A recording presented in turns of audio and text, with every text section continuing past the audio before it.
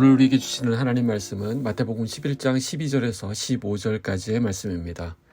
세례 요한의 때부터 지금까지 천국은 침노를 당하나니 침노하는 자는 빼앗느니라. 모든 선지자와 율법이 예언한 것은 요한까지니 만일 너희가 즐겨 받을진대 오리라 한 엘리야가 곧 이 사람이니라. 귀 있는 자는 들을지어다. 할렐루야. 오늘도 주 안에서 복된 날입니다. 말씀과 기도로 시작하는 오늘 하루가 주 안에서 기쁨과 감사가 넘치는 일들로 가득 채워지길 소망합니다. 조금만 더 여유를 가지시고 아예 처음부터 사랑과 온유함으로 잘 충전하신 후 집을 나서시면 어떨까 생각합니다.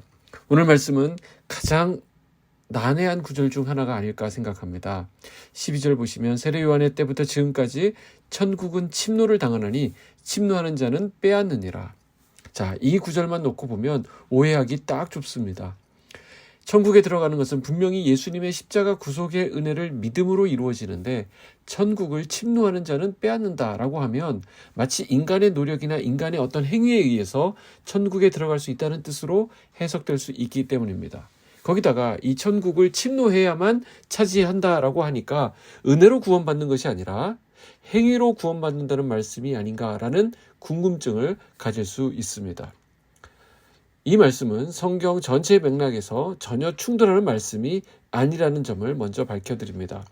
구약 성경에도 보면 믿음으로 얻는 구원을 말씀하고 있고요. 신약 성경에도 물론 오직 믿음으로 구원을 얻는다는 것을 강조합니다. 실제로 믿음으로 구원을 얻는다는 기독교의 핵심 진리가 바로 믿음의 조상 아브라함으로부터 나온 것임을 우리는 알고 있습니다. 창세기 15장 6절이죠.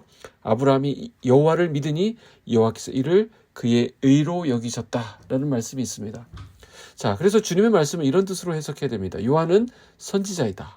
그는 내가 복음을 전하도록 내 앞에 먼저 나타나서 하나님의 나라를 실제로 전파한 사람이다.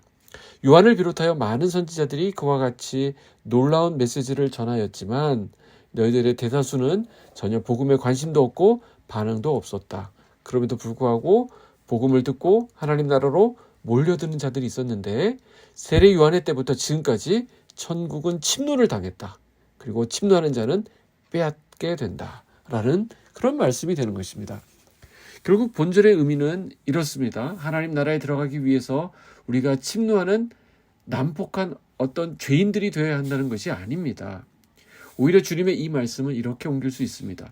세례 요한의 때로부터 지금까지 이 메시지의 진리를 깨달은 자들이 있다. 그들은 하나님 나라에 들어가려고 몸부림을 치고 있다. 왜? 이 일의 긴급성을 그들이 자각했기 때문이다. 이런 뜻이라는 것입니다.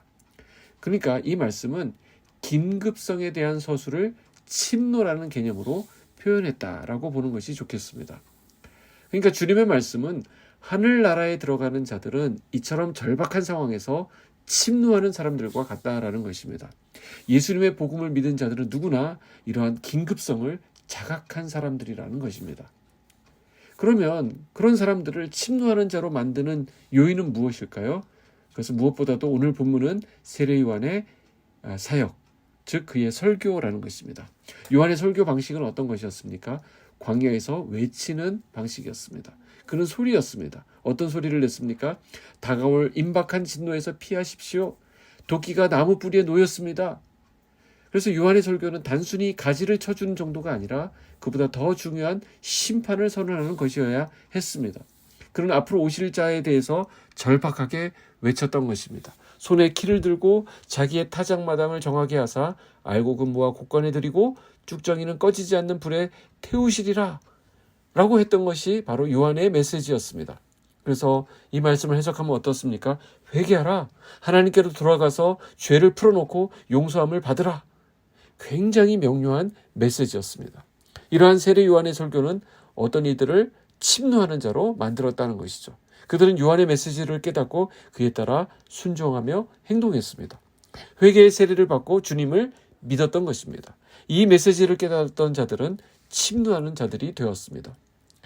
대다수의 무리는 관심이 없었지만 그래도 하나님의 나라로 몰려드는 자들이 있었습니다. 그들은 요한의 말을 듣고 회개했고 예수님의 말씀을 듣고 믿었던 자들이었습니다. 그들은 자신들의 영혼이 처한 그 위험을 보았고 또 한편 그 구원의 길도 보았습니다. 이것이 바로 그들로 하여금 침노하게 만든 이유가 되었던 것입니다. 이렇게 침노하는 자들에게 나타나는 뚜렷한 특징이 있습니다. 진리를 깨달은 자는 그것이 자신의 삶에서 가장 중요한 문제가 된다라는 것입니다. 자, 침노하는 자들의 우선순위는 하나님과의 관계에 있게 됩니다. 자, 그리스도인은 누구입니까? 자신들의 영혼의 구원을 첫째로 삼는 자들이 그리스도인입니다. 저와 여러분은 어떻습니까? 영혼의 문제가 가장 우선순위가 되고 있습니까? 이 땅에 썩어 없어질 것들보다도 영원한 하나님 나라의 일들에 대해서 최우선 순위가 매겨져 있습니까? 물론 우리는 먹고 사는 문제를 위해 오늘도 열심히 살아야 합니다. 그러나 그것이 우리의 최종 목표는 될 수 없습니다. 우리가 오늘도 관심을 가지고 살펴야 할 것은 바로 우리의 영혼입니다. 그리고 내가 사랑하고 기도하고 있는 우리 가족들의 영혼과 그들의 믿음입니다. 오늘 이 말씀을 묵상하면서 어쩌면 여러분들 가운데 마음이 무거워지시는 분들도 있을 것입니다. 또는 오랜 시간 기도하고 있지만 여전히 제자리 걸음인 것 같은 그런 상황 앞에서 좌절할 수도 있을 것입니다. 그러나 그렇게 그대로 방치할 수 없습니다. 그렇게 포기할 수 없습니다.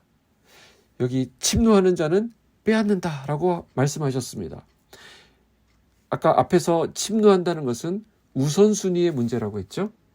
다른 그 무엇보다도 하나님과의 관계의 최우선순위를 두고 나머지는 주님께 맡기는 것입니다. 먼저 그 나라와 그 의를 구하라고 하셨습니다. 그래야면 어떻게 됩니까? 이 모든 것을 더하신다라고 말씀하셨습니다.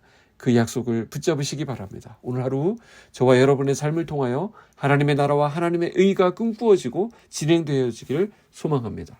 오늘의 삶을 통해서 하나님의 뜻이 한 걸음 더 진전되기를 주님의 이름으로 축복합니다. 기도하겠습니다.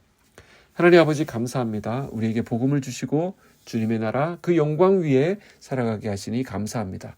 소망 없이 살아갈 수밖에 없었던 우리를 구원하여 영생의 소망을 주신 주님. 오늘 우리에게 있어 그 무엇보다도 하나님과의 관계가 최우선순위에 놓이기를 원합니다.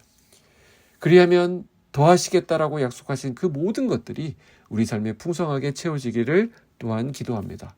오늘도 우리가 사랑하게 하시고 온유하게 하시고 기뻐하게 하여 주시옵소서. 예수님의 이름으로 기도하옵나이다. 아멘.